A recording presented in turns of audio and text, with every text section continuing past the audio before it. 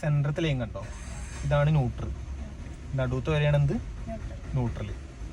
Clutch ഒന്ന് full ചവിട്ടി പിടിച്ച് അറ്റം വരെ ചവിട്ടിക്കോ കേട്ടോ.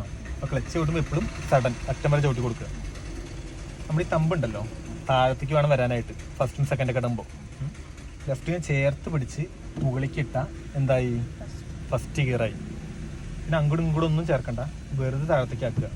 ഇപ്പം എന്താവും, സെക്കൻഡ് ആവില്ല, ഈ സെൻറ്ററത്തെ ലൈനിൽ വരും.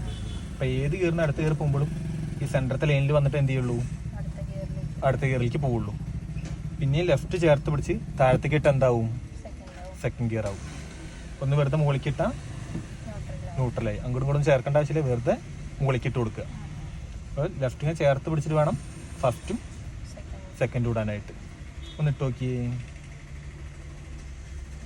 ലെഫ്റ്റ് ചേർത്ത് പിടിക്കുക, ഇങ്ങനെ ചേർത്ത് പിടിച്ചു വന്നിട്ട് മുകളിക്കിട്ടെ. വെറുതെ ഫ്രീ ആയിട്ട് ഇട്ടതിനെ തേടിക്ക് പോകും. ആ സമയത്ത് നീ ലെഫ്റ്റിനെ ചേർത്ത് തന്നെ പിടിച്ചിട്ട് വേണം എന്ത് ചെയ്യാനായിട്ട്, ഇടാനായിട്ട്. എന്നിട്ട് ലെഫ്റ്റിനെ ചേർത്ത് പിടിച്ച് ഇപ്പം എന്തായി, ഫസ്റ്റ് ഗിയറായി.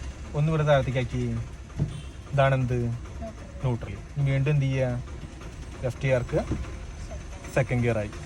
ഇനി വീണ്ടും ന്യൂട്രാക്കി കൈയെടുത്തോ.